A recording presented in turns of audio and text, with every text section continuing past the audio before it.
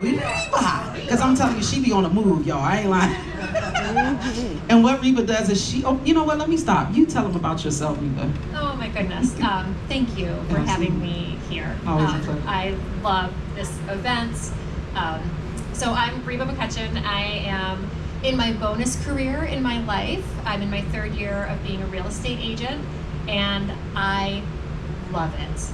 And she really do love it, y'all. Yes. I'm telling you, like, she got some witnesses. A couple? Yeah. She got one here today. But I'm telling you, I done met so many people that have worked with Reba, and they have nothing but nice things to say. And her finding you a home or a place or apartment, whatever you're looking for, Reba has your back. Like, she helped my husband look for places, and he's like, I'm still helping him. and she's still helping him, and she's like, just let me help. know. Just let me know. But that's one thing, she will not give up. She will not give up unless you would say, hey, just stop. But she is not going to give up. She's going to make sure she finds you what you're looking for. Sorry. But I think when you were singing the song about your hopes and dreams were kind of fading away, and you're sending out the things like help me, and to be vulnerable. So 3 years ago, I took a big leap into this bonus career. Like, I wasn't officially old enough to retire, which is a great thing. But I worked at Cornell for a really long time, almost 25 years, and I just wasn't happy. The philosophies changed in the department, and it didn't align with me personally anymore. And I wasn't able to help the students in a way that felt authentic. Yeah, the philosophy changed to transactional, and I'm just not a transactional person. So it was a big leap to quit and jump into this new profession. And did y'all hear that? You got to take a leap, y'all. Okay, I'm done. It was a leap, and I would not have been able to do that leap without several things. My spouse, tall, dark, handsome, and fully insured. That helps. But also my son. So he's now 15, but my job before I made that plunge, I get phone calls at 3 in the morning, and I'd have to leave. I was a crisis manager, and it was draining me, and I didn't want to be a role model in that way to my son. He's getting older. If I've got one thing to do as a parent, I want to be a good role model and live the life that I want him to lead. Yeah. So to not be, I was afraid. I'm still afraid some days, some years, but to have trust and faith in what my next purpose was and is and continues to be. So I'm going to keep doing this until it's not fun anymore, because right now I'm having a lot of fun. Well, what made you get into realty? Oh. That's a big step from going from Cornell prices to selling homes and making people happy. Like, that is so far-fetched. The transfer of skills is remarkably similar. So crisis management, real estate. It's remarkably transferable skills. Wow. Yeah. Because everything is, so basically, like, I just have a very different perspective. But that's not the question. So the question is, how did I get involved? So my spouse and I purchased our first home in 2004, and the only way we could do that was through help from both of our parents, and we realized we were very, very privileged to have that assistance.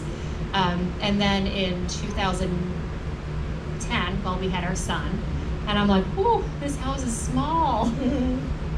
And then in 2014, we moved, but we kept that house.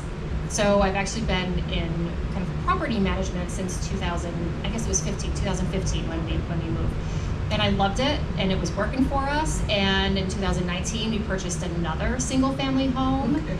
And so part of that was, wow, we are able to provide safe, affordable housing, places that like my rule of thumb is like, I'm not gonna buy anything for me that I wouldn't want to live in myself. Absolutely. So that's like, yes. Because who knows, I might be living in all these houses later. Absolutely, you never know. But that sense of providing a family a home, and a lot of our tenants at first were, and still continue to be, single moms with really big dogs. And I'm a sucker for single moms or single parents and really big dogs. Because they're hard, like you can't always find a place to rent. Absolutely, it is really hard for young people, period. Like anybody 21 and up, like it's hard for them to afford anything. Like my son is in his 30s, and she's also helping my son find an apartment. Got a good job, or has 2 good jobs, takes care of his kids, good father, cannot find a house nowhere. Everything is either too expensive or they want you to pay like 3 times of what you owe or something crazy. Yes. Yeah, and if you got anything on if another landlord might have said something about you, that's on your record, and they don't tell you what it may be. It just could be, I don't know, you can help me out here. It could just be anything on there, and it could stop them from renting to you from somebody else. So it's like, it's really hard for these young people out here to find somewhere to stay. It's ridiculous. So in a lot of ways, like what I'm doing with your son is I'm being an advocate for him. So he doesn't have to explain. This is just for anyone, right?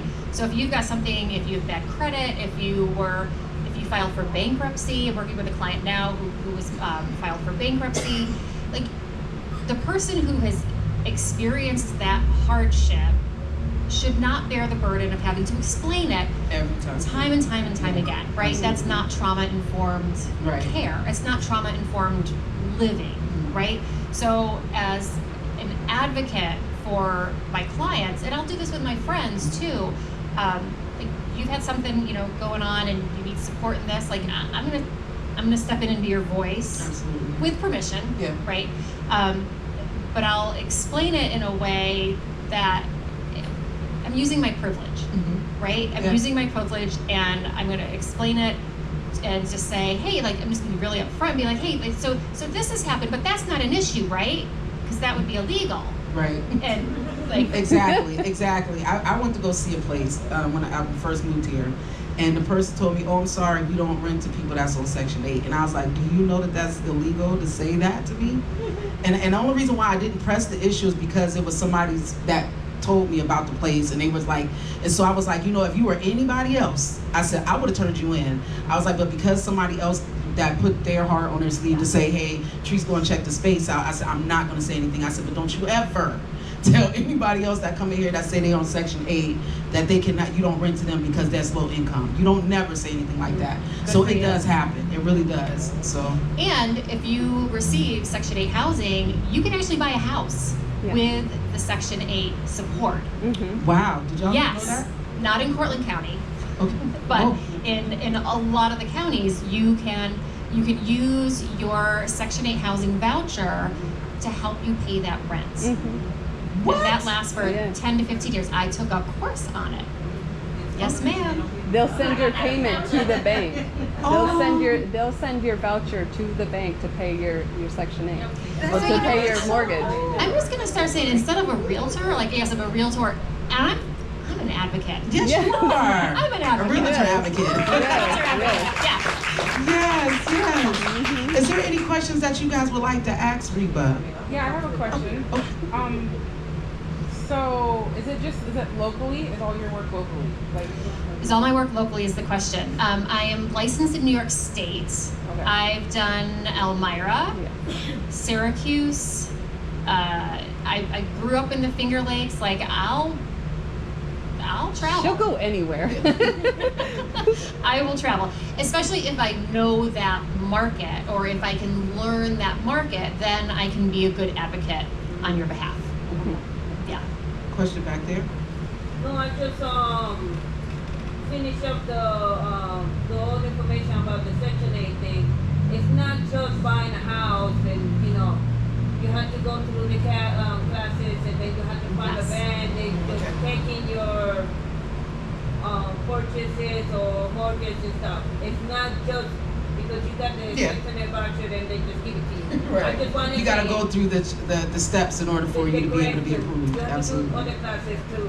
Okay. Yes, and where did you take your class, if I can ask? At the Ithaca Neighbor Housing. INHS, Ithaca Neighborhood Housing Solutions. I work with them as often as I can. That's where I took this workshop, this Okay. course, learned so much. I often, as often as they'll have me, I'll be the realtor speaker at their first time home buyers course. Oh. I've done lots of other courses through them. They're an amazing resource. And even though it's Ithaca Neighborhood Housing Solutions, they're in many of the counties, the surrounding counties.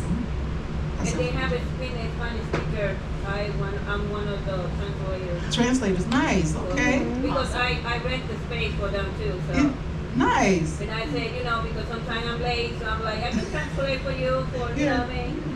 Down the feet. Oh, well, bless your heart. Wow, yes, that is so cool. Did y'all hear? Okay. Yes. Yeah. INHS also has translators, definitely for Spanish, and probably some other languages too. Yeah. They're working on it. We take it at our size, really down. It's a possibility to do it because they wanted them to figure out we have a lot of a population with different language in this county.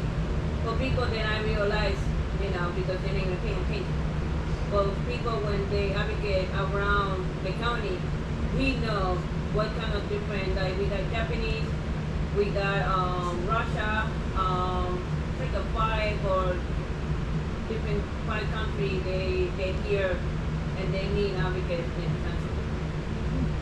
Yeah. Yeah. So Japanese, Russian, at least 5 other countries, nationalities for translation and advocates. Japanese and I gotta get some of that now. We need to I want her information. You want her information? Oh yeah, Yes. I got cards, sister. I got cards. Yes. Yes. Is there anybody else got any questions for Reba? No, I have a testimonial though. Oh, yes, testimonial. Yes, Thank yes. you. Yes. So, my partner and I had bought a house, and thanks to her. And your realtor is a huge part of your process and your journey. And I'm so thankful for you. And it wouldn't have happened actually without her. We put an offer on the one house, and we found out that it was not the greatest house. And there was stuff that was underlying that we didn't know about. We had the offer in, we were locked in, and was speaking with her, and she says something that is amazing, and it's very true. Do you want to say it? I don't know what you're talking about. If you know, when you know, you know. Oh yeah. Yes. So she said, when you know, you know. Like, if this is your house, you're gonna know. And we were like, we don't know. And we were on the fence. So she's like, if it's not, it's not. And so we backed out of that one, and then we found our house. We found our home, and it was amazing, and we're very thankful for her. Yes. Well, give it up for Reba, everybody.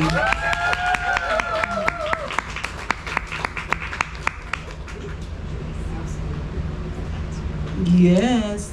So we got the next person coming up, but I've been wanting to speak Almost with had her me tearing up. for quite some time, and as she get herself together and ready to come up. I've been to her store before I even moved to Ithaca. I went to her store. I'm gonna let her tell you about it. But please put your hands together for Christine Bardell.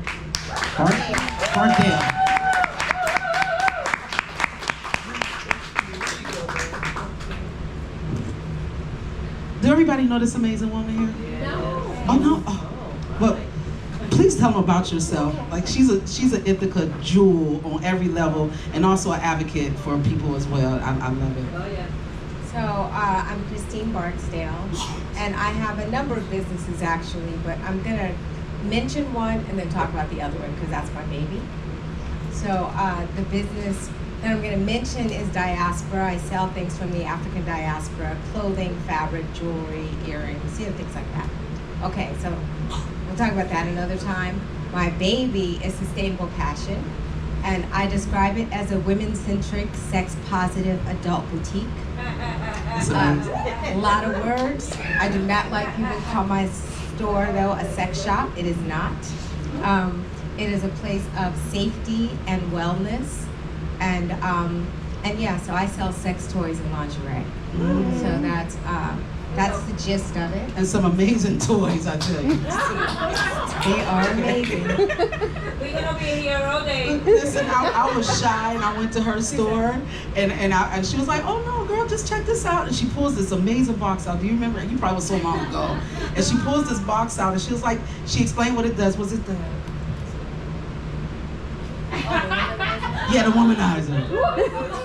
And she pulls it in this beautiful box and she pulls it out and she was like, oh, just put it in your hand and try it out. So I tried it out. And she was like, girl, don't be shy. Our body is beautiful. Da, da, da, da, da. And she went on to explain to me. And honestly, that opened me up. Like, because I used to be like really shy about like, I was always taught you keep things to yourself. You don't talk about that, you know. So for you to be able to just be like, hey, no. This is absolutely beautiful. Don't be ashamed to pleasure yourself. Don't be afraid to know who you are. So. Because if you don't know yourself, no one else can either. So you asked where I am. I'm at 311 North Meadow Street. I've actually been there for 8 years in that location, but I opened the store in 2010. And so I opened the store. So also, I'm a retired police officer. So I opened the store while I was a police officer, which is hilarious. Mainly because there's no rules against this. Police officers can't own bars or serve alcohol, right? But we can sell sex toys, oddly enough. And so I went to my chief, because you have to notify them when you're doing these things, and I said, hey, I'm gonna be opening a sex toy business. And he was like, okay. And I said, just needed to inform you. And he said, I said, there's nothing in the CPL, which is the criminal procedure law, against it. So he goes, oh, sure. He just wouldn't make eye contact, which I thought was hilarious. So you made him uncomfortable. Oh, I made it, and it was fun. That was and hard. I only told a couple of my friends, men in the department, and a couple of them were very much like 14-year-old boys, right? Curious. Well, not just that, but what was funny is one of them, who, you know, I won't say his name, but he was like, we'd be in a meeting, he'd go, can I tell him what you're doing? Can I tell him? Can I tell him? I'm like, you're like such a child, you know? So, but yeah, so that's, see the response? That is what I want people to do. I want you to laugh and to enjoy yourself. And I dealt a lot with, in my job, of people who are experiencing trauma. And I didn't start the store because of that. It was really completely opposite. And truthfully, I have to give Oprah credit, so that's a whole nother thing. But I believe that the universe speaks to you, and my first job, I'll just say, when I was 14, was as a peer sex educator. So things come full circle.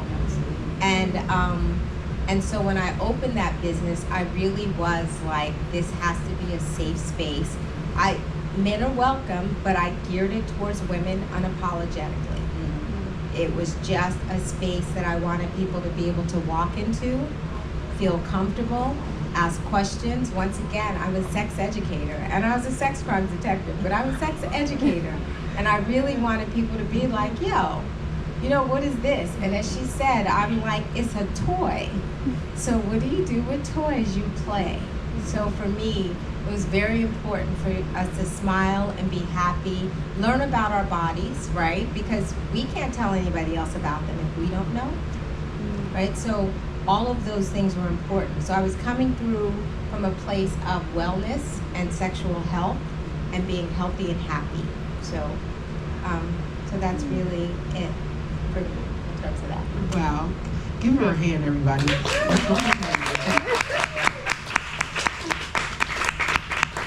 I love how you explain that. You just made us feel so free. I know I feel free just hearing what she just said. And just knowing that we can have empower in our body. We can empower ourselves by knowing who we are. All aspects of who we are. Is there any questions out here? Any questions? Any questions? Don't be shy. Any questions? Any questions? What hours are you open here? There you go. So I'm actually only open, this is the joy about being retired. I'm open Friday, Saturday, and Sunday, or by appointment. Sometimes I do realize that people might feel uncomfortable coming in when other people might be there. And even though my goal would be that everybody would come at the same time and just be like, girl, look at what I got. Yes. I know that that doesn't always happen. So I have a couple of cards, and you can always call me or email me, and then make an appointment and come in and look around and stuff. Do you have enough space that we can probably do Empower there? Not We can in do a this- stand-up. We don't have to be long. I could move things around. It's so interesting. This space is cut very odd. My newest space, the one I've been in for 8 years. I was on the waterfront before.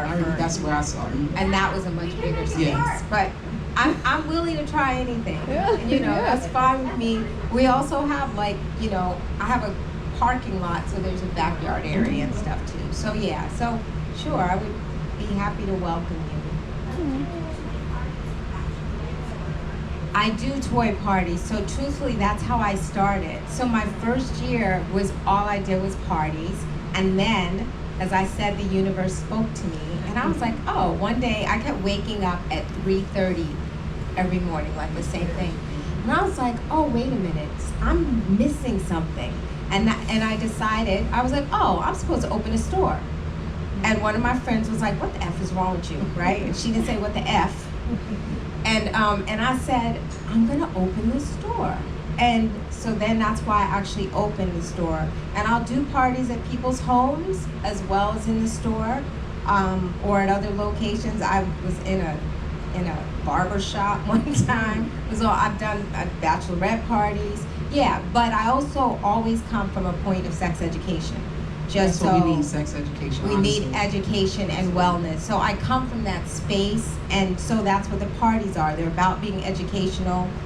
It's not a lecture. You do have fun, but it is about making sure that people feel safe, right, and feel comfortable, and then learn a little bit and have some fun, because laughter is more important than anything. Absolutely. Would y'all be up for that? If we schedule that? Y'all can do louder than that. Would y'all like for us to do that? Schedule that? There we go. We're going to be calling you. Thank you so much. Put your hands together, everybody.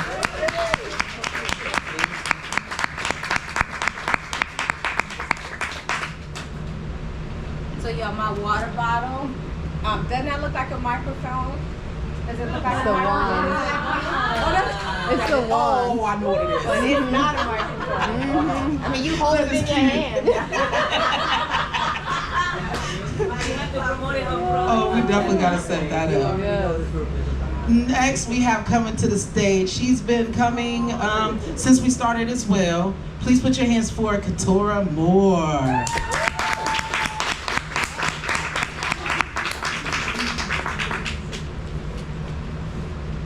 Hello, love. Hello. How's everybody feeling? Good. So you got to tell them. Listen, she got a lot of names, but I know her as Candy. Yeah. But she Candy. has a lot of things that she has going on that I'm just excited about. The spoken word, and you got some workshop coming up. Yeah. So why don't you share with them what you got coming up, and so that if they want to sign up, they can sign up and be a part of Candy World, Katora World. All right. Yeah, I don't know. That's the other thing, y'all. I don't know what name I want to go by. And then I got the nerve to want to change my name. I was like, people already know me as Candy. I keep telling her just keep Candy. I don't know why she keep changing it. Sometimes you gotta evolve though. Maybe she's And I get that. I That's get kind of where it's at. But Candy got a lot of flavors to it. Bam. I think I might be like Maybe you gotta have caramel right now.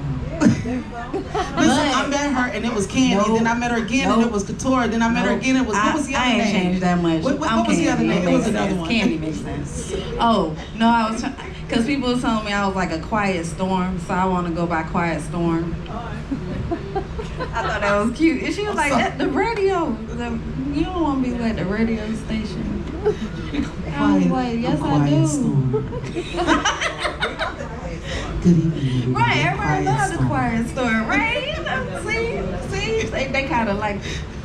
No, Candy makes us smile. When we say Candy, it's like just- Candy. Even when you said that, I was like, why I put that? You want to know why I put that? Because I didn't know what I was signing up for, y'all. You got me. I did. I really know. I didn't. I just was like, oh, it's an email list. Yeah, we tricked you. And then I tried to hand it to somebody else. She was like, yeah, got us. But but we gotta speak. And I was like, We're I'm supposed- already writing. We're supposed to Listen. grab the mic. We're supposed to share. Yeah, absolutely. That's why you got it. See, now your mom got more people wanting to follow her and know more about the business, and hopefully Yeah. people that watch be wanting to donate to it and come over there and volunteer. All the things. Absolutely. Yeah. Tell them what Alright. you got going on, because So- you be popping, mama. Okay, so I'm gonna just call it passion behind the pen, Yeah. because that's really what it is. I might as well just tell the whole little story, because everybody else told the story. I came to SingTrece's open mics. My friend Nia, we were just taking a walk. That was our thing. We walk and we talk and we strategize. It's a thing.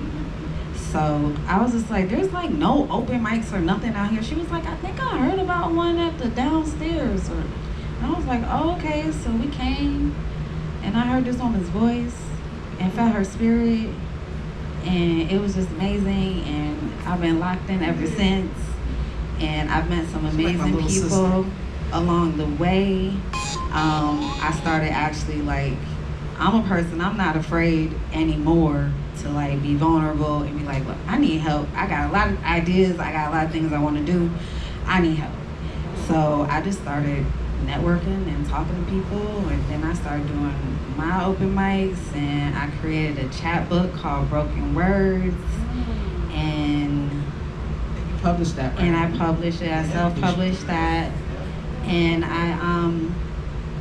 what my really heart of hearts was with Broken Words was to help people heal, like help people deal with those uncomfortable conversations and do the work. Like some of us, I feel like from being in that situation, like we want to get out of it, but we don't necessarily know how.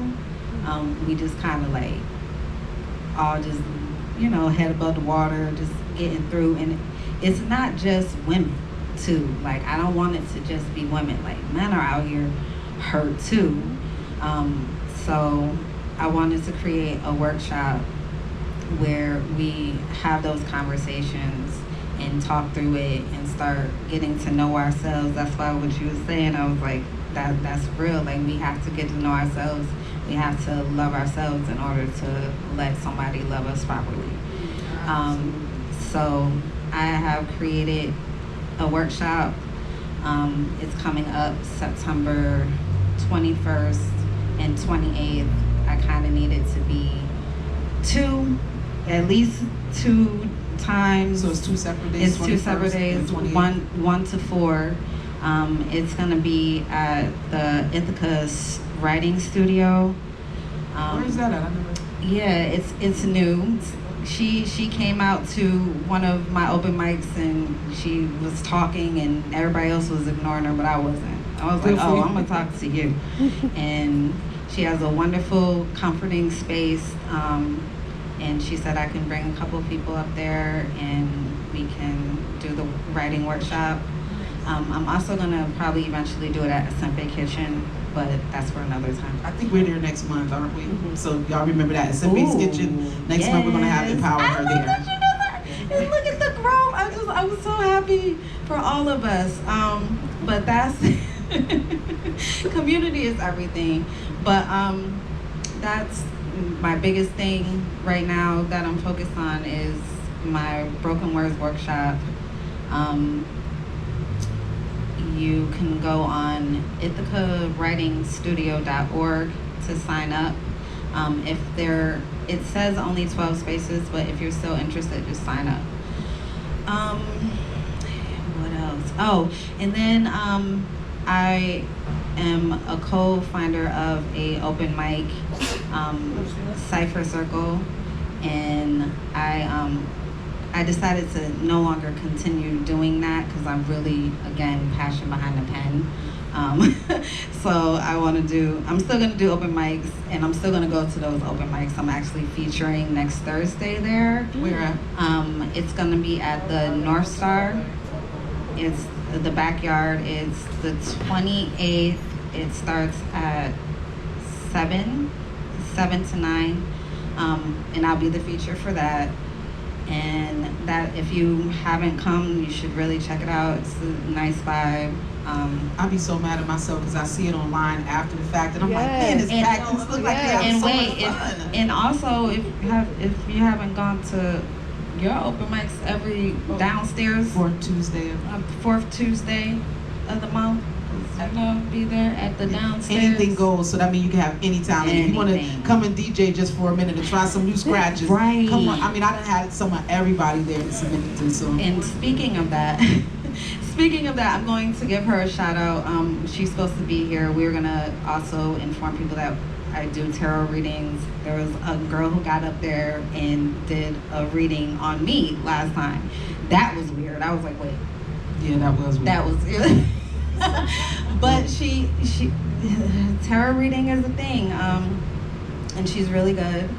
And yeah, we'll talk about that some other time too. But yeah, just a lot of things. Passion behind the pen, and I'm working on my website. And Tell us if about your anybody- workshop one more time, because I wanted to get embedded in their brains, so they wanna Embedded come. in the brains. Yeah. So, Okay, the Broken Words workshop. I'm actually gonna just start talking to people. I think a lot of people follow me. I've been posting it, but it's at IthacaWritingStudio.org.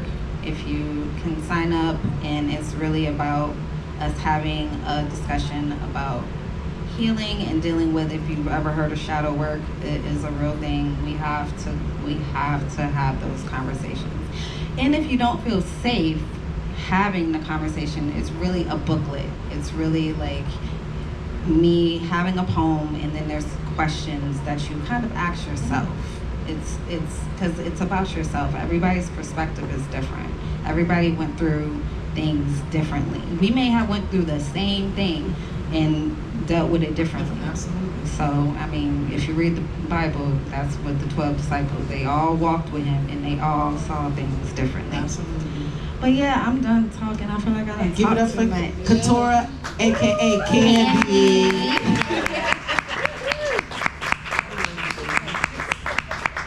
Yes. I swear I love learning new things about people and what they do. So the next person we got coming to the stage, I've been trying to get her here for a while, but she finally was able to make it. Please put your hands together for Naya, everybody. Naya Foster.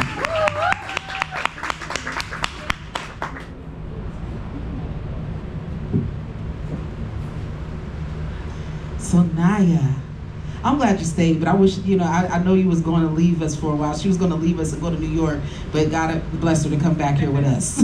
No, I'm still out. Okay.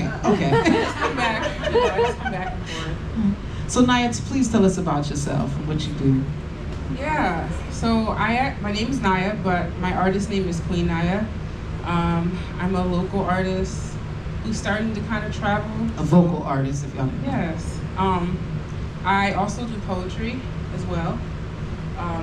And currently I'm trying to find that balance, because it's two different worlds in a way, but I'm trying to make them one world. I also born and raised here, surprisingly. But yeah, that's pretty much about me. I don't know what else to say. Oh, so tell us about your album. You came out with Yes. an album. What was it? So I actually have two albums. I have two albums Okay. now. My first album is Self-Identified, that got released April 2024. I like the title. First off, stop. What was that about? Self-Identified was a process that I went through. Actually, I think about 5 years now. I was at like the peak of my career. I was like kind of similar to what was your name again? Reba stated, just kind of taking that leap of faith and jumping into something. So I jumped into politics. And I actually ran for city council here in Ithaca. And surprisingly, I felt like it was like a purpose of mine, because I also have been doing a lot of like community work, but I felt like I needed to like utilize my voice. And so that's, I think, what felt good. But when I realized like what I was actually doing and like the spotlight and everything that came with it, it was scary. And then I also lost like my father during that time, during the election, literally I think like a month before it.